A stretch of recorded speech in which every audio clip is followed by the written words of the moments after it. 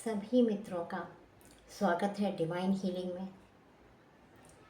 सकारात्मक ऊर्जा से भरपूर इस चैनल में हमेशा आपको अपने इमोशंस से, नेगेटिविटी से निकलने की प्रेरणा मिलेगी।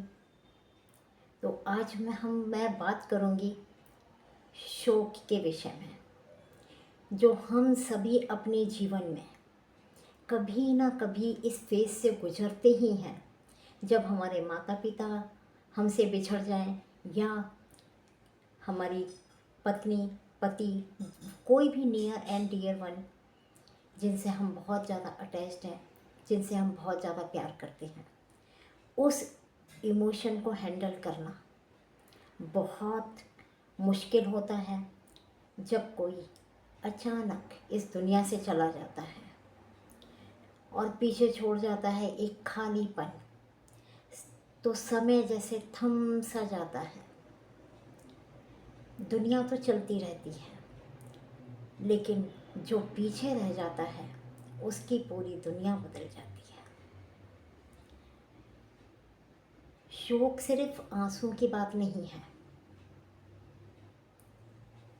वो हर कमरे में गूंजती हुई एक खामोशी है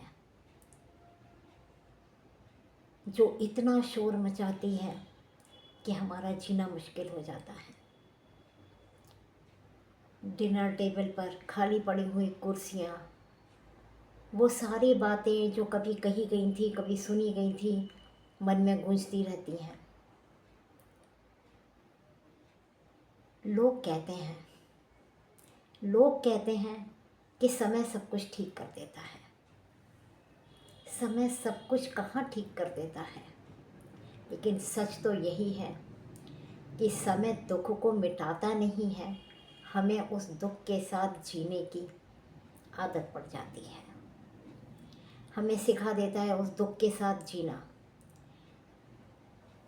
परंतु कुछ लोग सच्चाई को नहीं स्वीकार कर पाते और लंबे समय तक एक शाश्वत सत्य को स्वीकार न करने के कारण बहुत अधिक दुख में डूबे रहते हैं। और एक इमोशंस को, दुख हो, आंसू हो, शोक हो, आसक्ति हो, विरक्ति हो, ये सारी चीज़ें जो एक सीमा के पार चली जाती हैं, तो ये एक नकारात्मक ऊर्जा के रूप में हमारी बॉडी में कहीं ना कहीं कलेक्ट होती रहती हैं और हमें मानसिक रूप के साथ साथ हमें शारीरिक रूप से निर्बल बनाती रहती हैं। क्योंकि हम सारा समय उन चीज़ों पर बिताते हैं जिनके बारे में हम कुछ भी नहीं कर सकते, जो हमारे हाथ में है ही नहीं, जिन पर हमारा कोई नियंत्रण नहीं है। तो दोस्तों, मैं आप लोगों को ये भी परिचय देना चाहती हूँ कि मैं हूँ आपकी Kriti, certified past life regression and hypno heal therapist. इस तरीके के इमोशन से डील करना और भी जो छोटी छोटी बीमारियां होती हैं, आप मेरे चैनल पर बहुत सारे ऐसे वीडियोस देखेंगे जिसमें मैंने उन्हीं चीज़ों की, उन्हीं बीमारियों की, उन नकारात्मक ऊर्जाओं की, उन नकारात्मक इमोशंस की, नेगेटिव इमोशंस की बात की है, जिनसे हम आम तौर पर प्रतिदिन जूझते रहते हैं। हम में से बहुत सारे लोग, कोई किसी समस्या से, कोई किसी समस्या से। तो इस विषय पर भी मैंने एक वीडियो बनाया है, जो मैं इस वीडियो के पीछे पीछे ही पोस्ट करूँगी। आप उसे देखें और 11-12 मिनट के उस वीडियो में थोड़ी सी रिलैक्सिंग मिलेगी। अगर आप उसको 14-15 दिन सुनते हैं, 14 डेज़, 20 डेज़ सुनते हैं रेगुलर, तो ये आपके लिए एक स्मॉल थेरेपी होगी। और अगर आप अपने किसी भी इमोशन से या किसी भी व्याधि से, रोग से कुछ परसेंट मुक्ति पाना चाहते हैं, अपने अवचेतन मन से उस जड़ों को, उस रूट कॉज को हटाना चाहते हैं जिसकी वजह से ये दिक्कत हो रही है, तो आप मुझे दिए हुए नंबर पर, डिस्क्रिप्शन में भी दिया है, बैनर पे भी दिया है, दिए हुए नंबर पर केवल व्हाट्सएप करें, कॉल ना करें, क्योंकि सेशन लेते समय कॉल उठाना बहुत मुश्किल होता है। केवल व्हाट्सएप करें और बाकी की जानकारी आपको वहीं पर मिलेगी। 1-to-1 सेशन से ज़्यादा अच्छे परिणाम आते हैं, लेकिन थोड़ा बहुत रिलैक्सेशन मैं चाहती हूँ कि हर एक को स्टेबिलिटी मिले और वो अपने अवचेतन मन की इस नेगेटिविटी से बाहर आए। इसलिए मैं अपने चैनल पर इस प्रकार के वीडियो भी पोस्ट करती हूँ। तो दोस्तों, हम फिर बात कर रहे थे कि शौक की, और उससे पहले मैं एक निवेदन और करना चाहती हूँ कि यदि आप मेरे चैनल पर पहली बार आए हैं या दूसरी बार भी आए हैं लेकिन सब्सक्राइब नहीं किया है, तो आप इस मेरे चैनल को सब्सक्राइब कर लें और लाइक और शेयर भी करें। एक भलाई का काम है, तो काफ़ी सारे लोगों का आपके माध्यम से भी भला हो सकता है। तो आइए आगे बढ़ते हैं इस टॉपिक पर। मैं इसलिए बात करना चाहती हूँ कि इससे तो शायद ही ये हो सकता है सबको डायबिटीज़ ना हो सकता है सबको डिसअपॉइंटमेंट ना हो सकता है कि और जो अन्य बीमारियाँ हैं, कोई भी है, फ्रोज़न शोल्डर है, हार्ट की प्रॉब्लम है, ये तो सारी दुनिया को हो ऐसा नहीं हो सकता है। किसी को कोई प्रॉब्लम है, किसी को कोई प्रॉब्लम है, लेकिन ये शोक, ये दुख, ये अपने किसी बहुत अपने से बिछड़ने का दुख, इस फेज से तो हर व्यक्ति को गुजरना है और ये बहुत ही कॉमन है, ये सबको होता है। कुछ दिन सामान्य से लगते हैं और फिर अचानक कोई खुशबू, कोई गाना, कोई तस्वीर, कुछ ऐसा आ जाता है कि फिर से हम उन्हीं इमोशंस में डूब जाते हैं जिनका कोई इलाज नहीं है, जिनसे हमें पार जाना चाहिए। फिर दिल टूट जाता है। तो ये जो शौक है, इसकी बेसिक जानकारी मैं देती हूँ। शौक के, अगर हम शौक को विभाजित करना चाहें, इसका विभाजन करना चाहें, तो दोस्तों हम इसको 4 भागों में विभाजित कर सकते हैं। इसको 4 रूप में वर्गीकरण कर सकते हैं, या कह सकते हैं कि इसके 4 चरण होते हैं। पहला चरण झटका, दूसरा चरण इंकार, अस्वीकृति, तीसरा गुस्सा और मोल भाव, और उसके बाद कहीं जा कर के जो लोग स्ट्रॉन्ग होते हैं और जो सच से नहीं भागना चाहते, जो सच से नहीं भागते हैं, सच्चाई को स्वीकार करने की हिम्मत रखते हैं, तो उस मोल भाव, उस कैलकुलेशन के बाद आती है कुछ देर की उदासी और फिर स्वीकृति।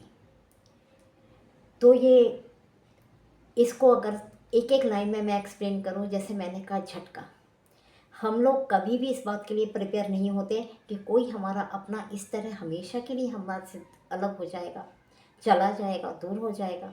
कोई इस बात के लिए प्रिपेयर नहीं होता। हालांकि ये शाश्वत सत्य सबको पता है कि जो आया है वो जाएगा, जो आया है वो जाएगा ही, ये सबको पता है।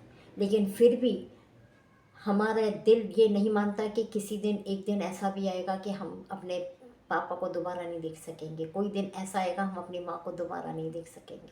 कोई दिन ऐसा आएगा कि कोई हमारा अपना ऐसे बिछड़ जाएगा और इतना बिछड़ जाएगा कि वो दोबारा हम उसको फिर देख ही नहीं सकेंगे।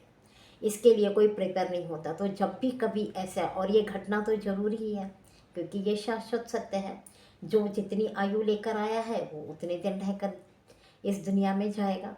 तो हमको उसके जाने से एक बहुत इमोशनल, भावनात्मक झटका लगता है,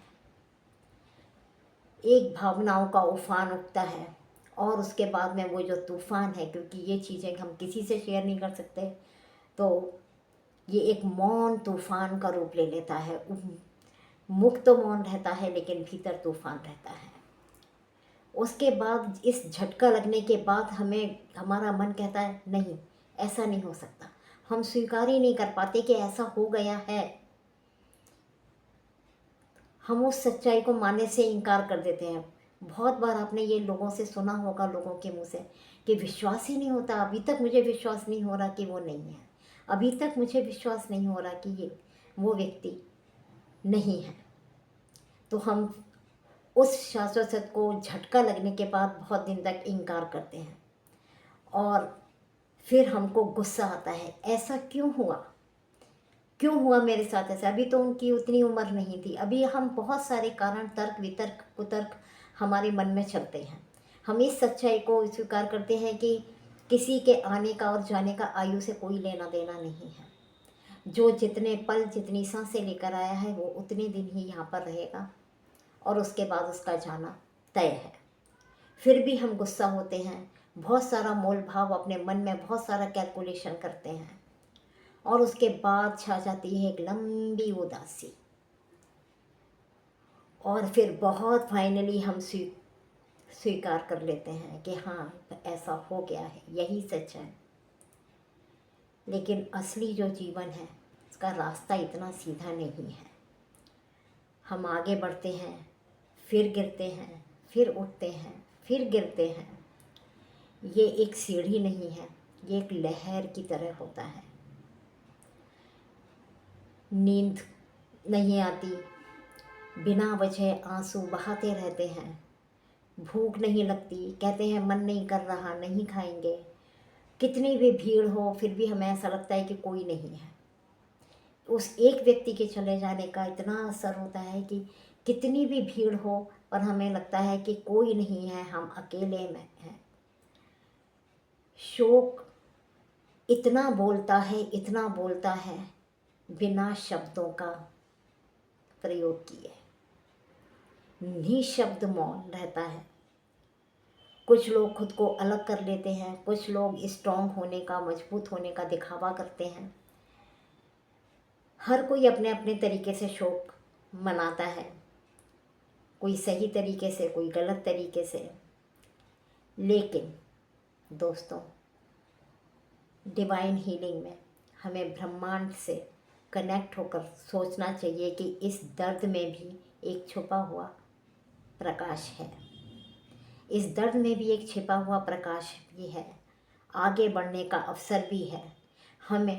हमारे पास अवसर है कि जो बिछड़ा है हम उसकी यादों को, उन पलों को सम्मान दें कि जितने दिन हमने उनके साथ बिताए या वो व्यक्ति जितने दिन हमारे साथ था उतने दिन उसने हमारा कितना ख्याल रखा।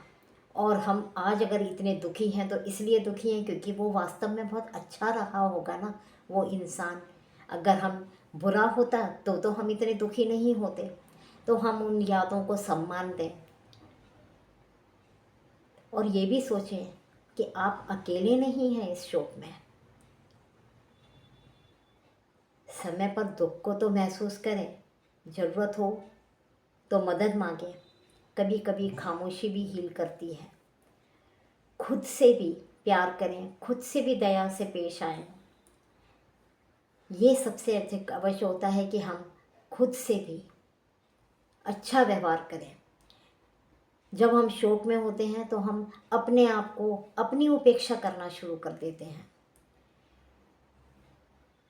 तो प्रेम तो वही है कि अपने शोक को, जैसे कहते हैं अगर वो क्रोध शक्ति बन जाए, वैसे क्रोध आना एक विकार है, लेकिन अगर हम इस क्रोध को अपनी शक्ति बना लें तो क्रोध से भी बहुत सारे सकारात्मक काम हो सकते हैं। इसी प्रकार यदि हम अपने शोक को शक्ति बना लें, कमजोरी के बजाय हम इसको शक्ति बना लें, तो हम इस शोक से भी बहुत सारे सकारात्मक कार्य कर सकते हैं। तो मैं आपसे कहना चाहूँगी कि इस प्रकार के इमोशन से डील करने के लिए हिप्नो हीलिंग एक बहुत अच्छी पद्धति है। अगर आप चाहते हैं कि ये इमोशन से आप मुक्त हों और काफ़ी हद तक आपकी हीलिंग हो और जीवन को पुनः सकारात्मक नज़रिए से देखें, तो मुझे व्हाट्सएप कीजिए। हिप्नो हील के 1-to-1 पर्सनल सेशन के लिए संपर्क कीजिए। और जो मैं वीडियो थोड़े शॉर्ट रिलैक्सेशन का पोस्ट करूँगी उसे अवश्य देखिए और चैनल को लाइक कीजिए, सब्सक्राइब कीजिए। आपका मंगल हो, आपका कल्याण हो और मे द यूनिवर्स ब्लेस यू।